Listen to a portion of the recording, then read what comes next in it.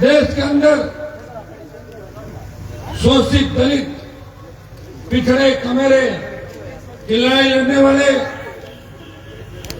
छोटे भाई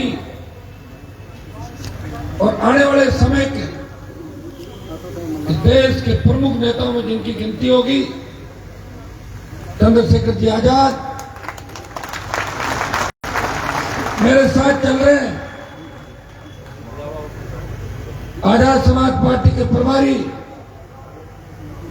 सतपाल सिंह जी किसान आंदोलन में और अपनी लेखनी के दम पे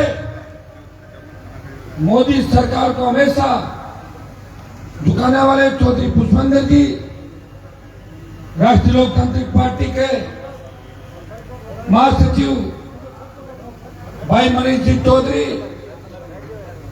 यहां के आपके लोकप्रिय लोक लाडले उम्मीदवार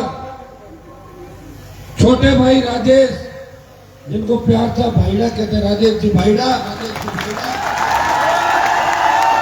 उदयपुर वाटी के राष्ट्रीय लोकतांत्रिक पार्टी के आजाद समाज पार्टी के गठबंधन के उम्मीदवार डॉक्टर विकास गिल जी, सम्मानित मंच, उपस्थित मौजूद बुजुर्गों, नौजवान साथियों, माताओं, बहनों, प्यारे बच्चों, नीम का थाना जो जिला बन गया, अगर जिला बनाने के अंदर पूरा सहयोग मत मानो, थोड़ा सहयोग तो मेरा भी मान लो, इसके अंदर मैं भी आपके साथ नीम का थाना से मेरा पुराना रिश्ता है। जब मैं कॉलेज स्तर की राजनीति करता था, उस वक्त से लेके आज तक इस इलाके से परफेक्ट रिश्ता है। शेखावाटी के किसान के बेटों ने हमेशा हनुमान बेनीवाल को नई ताकत और ऊर्जा दी।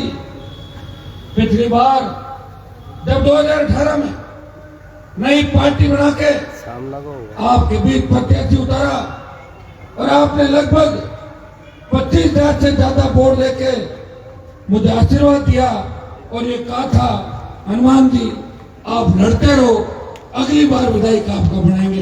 ये नीम का थाना के किसान के बेटों ने और जवानों ने मुझे आश्वस्त किया। भाइयों, चाहे हुंकार भरी, ललकार भरी कोई सा भी आंदोलन हो, इस इलाके के किसान के बेटों ने मेरे हर आंदोलन में खुद की गाड़ियां भर भर के हजारों की तादाद में आए और मुझे मजबूत किया। मैं आपको विश्वास दिलाता हूं, इलाके के किसानों के लिए, दलित, शोषित, पीड़ित और जवानों के लिए हनुमान बेनीवाल हमेशा खड़ा रहेगा, पीठ दिखा के नहीं भागेगा, आगे खड़ा मिलेगा। सर छोटू राम जी और बाबा साहब भीमराव जी अम्बेडकर ने एक शुरुआत कर, मेरे लोगों का सत्ता में कब्जा हो, शासन की बागडोर उनके हाथ में हो, क्योंकि सबसे ज्यादा आबादी भारत और राजस्थान के अंदर किसान और कमेरे वर्ग की है।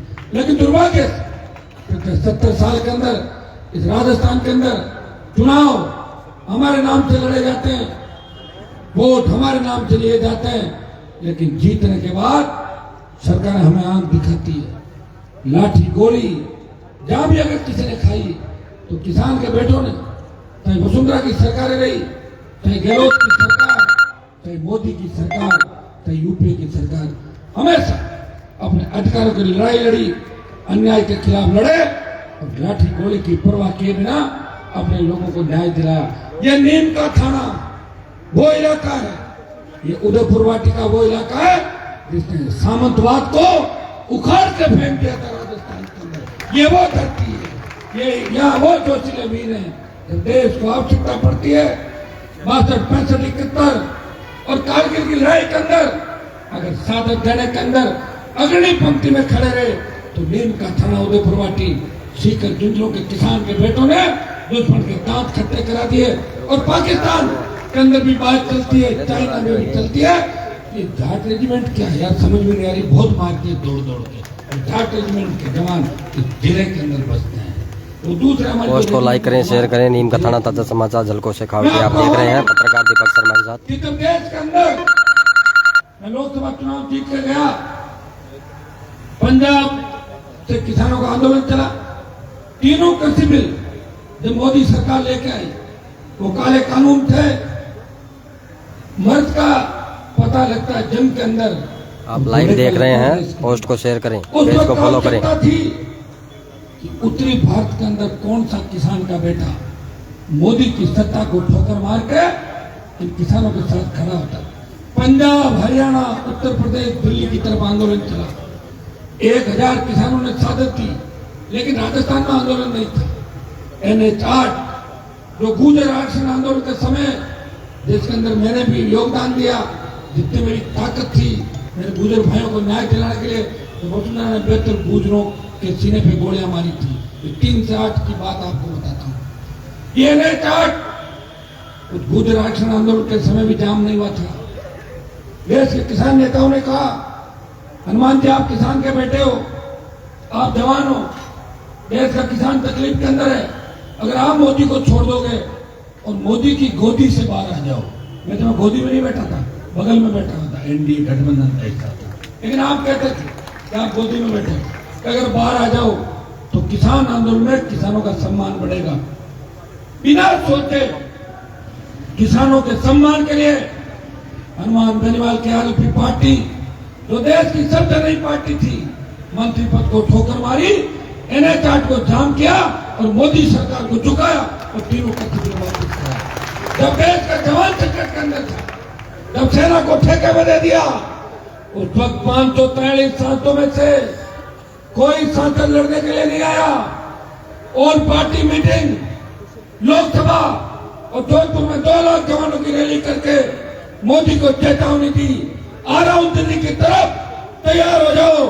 मेरी मोदी सरकार ने कहा कि 25% अग्निवीर रखेंगे, 75 वापिस भेजेंगे, संशोधन करवा दिया, 50% रखेंगे, 50 वापिस भेजेंगे। अगर वोट की चोट से आपने हमें मजबूती दी तो निश्चित रूप से अग्निवीर अग्निपथ भी वापिस होगा, राजस्थान को विशेष राज्य का दर्जा मिलेगा और ERCP भी लागू होगी। इस नीम का थाना इलाके के अंदर मैं मेरे किसान के बेटों को, मेरे छोटे भाइयों को, मेरे समाज के मेरे भाइयों को आह्वान करता हूं, ये जंग का आखिरी दौर है। इस जंग के अंदर हनुमान बेनीवाल को अकेला मत छोड़ देना, नहीं तो बाद में पश्चाताप करोगे। मारवाड़ के अंदर तूफान चल रहा है, नीम का थाना, सीकर, झुंझुनों के अंदर इसे सुनामी बना दो। राजस्थान की सत्ता पे कब्जा करो, उठो, अपनी ताकत को पहचानो।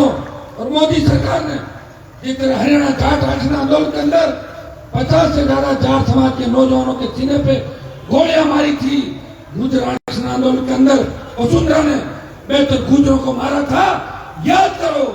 भारतीय जनता पार्टी को वोट नहीं देना, उखाड़ के फेंकना है और आखिर भ्रष्टाचार के अंदर डूबी कांग्रेस पार्टी को भी उखाड़ के फेंकना है।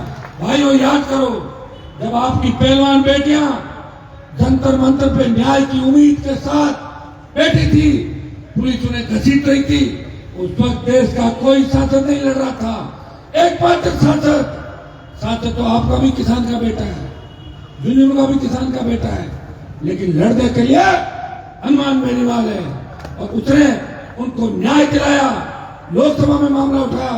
मैं धन्यवाद दूंगा चंद्रशेखर जी आजाद को कि पहलवान बेटियों के समर्थन के अंदर इन्होंने भी न्याय की लड़ाई लड़ने का साथ दिया और उसी का परिणाम था कि इनके ऊपर गोली चली, हमला हुआ, सामंती ताकतों ने इनको मारने का प्रयास किया। इस सीट पे न तो कोई हमारा उम्मीदवार है और न कोई इनका उम्मीदवार है और न कोई गुर्जर समाज का उम्मीदवार है। गुर्जर को मुख्यमंत्री बनाने के लिए अगर राजस्थान में पहले किसी नेता ने बयान दिया तो हनुमान बेनीवाल है, इनका CM बनाओ। हम भी तेजा जी का जयकारा लगाते हैं और ये भी तेजा जी का जयकारा लगाते हैं। दूसरी बार भी प्रयास किया, गहलोत की सरकार जब गिर रही थी तो हम सचिन पायलट को CM बनाना चाहते थे। भाई मैं वोट के लिए बात नहीं कर रहा हूँ, आपको याद दिला रहा हूँ, क्योंकि राजस्थान में लोगों की याददाश्त कमजोर है। सुबह क्या खाया शाम को भूल जाते हैं और शाम को क्या खाया सुबह भूल जाते हैं। इसलिए कांग्रेस और भारतीय जनता पार्टी यह राज कर रही है। आकर भ्रष्टाचार में डूबे नेता बड़ी बड़ी बातें करके ताली बजवाते हैं। सारा सारा मीडिया और धन संपदा मोदी जी ने अपने कब्जे में कर ली। कोई भी मोदी के खिलाफ बोलता है, उस मीडिया उस चैनल के खिलाफ भी कार्रवाई हो जाती है। कोई भी यहाँ राजस्थान में कांग्रेस का है, लेकिन दुर्भाग्य से देखिए कि चुनाव आयोग भी क्या कर रहा है। आप सारी चीजें एक एक करके नोट कर रहे हो, देख रहे हो। तैयार हो जाओ, और लड़ाई लड़नी है। ये तो आने वाली पुश्तें हमारे लिए ये याद रखेगी, देखेगी। अगर वक्त पे आपने अपने भाइयों को सहयोग नहीं दिया तो आने वाली नस्लें पूछेगी कि आप कहां सो गए थे। भाइयों, हम वो लोग हैं जिन्होंने अंग्रेजों को भगाया। एक नारा दिया था उस समय, हिंदू मुसलमान तमाम जातियों ने भारत छोड़ो आंदोलन चला 1942 के अंदर। उसमें नारा दिया, अंग्रेजों भारत छोड़ो। और ये नारे के साथ क्रांतिकारी जो हमारे भगत सिंह से लेकर जितने भी क्रांतिकारी, तात्या टोपे, मंगल पांडे, उनकी साधन लंबी लड़ाई बहस करने थी। बहुत से लोग कुर्बान हो गए भारत माता को गुलामी के पेड़ों से मुक्त कराने के लिए। उसके बाद सब लोगों ने तय किया कि अंग्रेजों को भगाना है। डरे हुए अंग्रेज भारत छोड़ के भागे, हमें नारा देना राजस्थान के अंदर, कांग्रेस भगाओ, भाजपा भगाओ, राजस्थान बचाओ और राष्ट्रीय लोकतांत्रिक पार्टी आजाद समाज पार्टी गठबंधन को सत्ता में लाओ। इस नारे के साथ आप आगे बढ़ोगे। दोनों हाथ उठा के मुझे देखते हुए आशीर्वाद देना कि मेरे अलावा इस देश में चुनिंदा जो चुना हुआ सांसद है, कोई लड़ता हुआ आपको नजर नहीं आएगा। अगर मैं नजर आ रहा हूं तो वोट मुझे देना। जब वोट डालने जाओ तो मशीन के अंदर बोतल का चिन्ह है, आपको नजर आना चाहिए कि जो 20 साल संघर्ष मैंने राजस्थान में सर्व समाज के लिए, बजरी माफिया के खिलाफ, भू माफिया के खिलाफ, जब पेपर लीक की घटनाएं हो रही थी, जब बहन बेटी अबला की इज्जत टूट रही थी, जब आदिवासी महिला को निर्वस्त्र करके घुमाया जा रहा था, जब थाना गाजी की दलित युवती का वीडियो वायरल करके गैंग रेप किया, उस वक्त जिसमें मुकदमा दर्ज हुआ, दौसा के रेलवे स्टेशन पे जो आंदोलन कर रहा था, पुलिस की लाठियों से भिड़ रहा था, वो हनुमान बेनीवाल था। उसे याद रखना, हर समाज अगर याद रखेगा तो निश्चित रूप से इस बार बहुत बड़ी ताकत के रूप में उभर के आएंगे।